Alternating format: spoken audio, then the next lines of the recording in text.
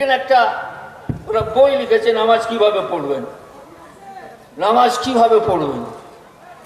এতে লিখছে হাতটা বুকে বাঁধবে। কোথায় আছে? বুখারী, মুসলিম, তিরমিজি, আবু দাউদ, ইবনে মাজাহ, মানে যত বাড়ি 22টা না কটা হাদিসের কিতাব দিয়েছে। এইটা দেখার পরে একটা সাধারণ মুসলমান কি ভাববে বলুন তো, যে এতগুলো হাদিসে যদি থাকে ও ইমাম বাদ দিয়ে হাদিসটাই তো মানবে, কিন্তু এত বড় দাজ্জাল। বুখারী শরীফে হাদিস নেই, মুসলিম শরীফে হাদিস নেই, তিরমিজি শরীফে হাদিস নেই, ইবনে মাজাহ হাদিস নেই, মুওয়াত্তা মালিকে হাদিস নেই।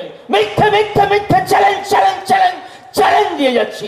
এইটা যদি এই কিতাবগুলোতে প্রমাণ করো, বুখারীতে, মুসলিমে, তিরমিজি,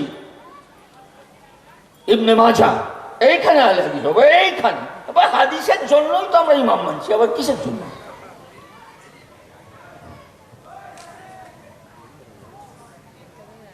অতএব এই কিতাবগুলো দিয়ে ধোঁকা খাবেন না, এই কিতাবগুলো দেখে ধোঁকা খাবেন না।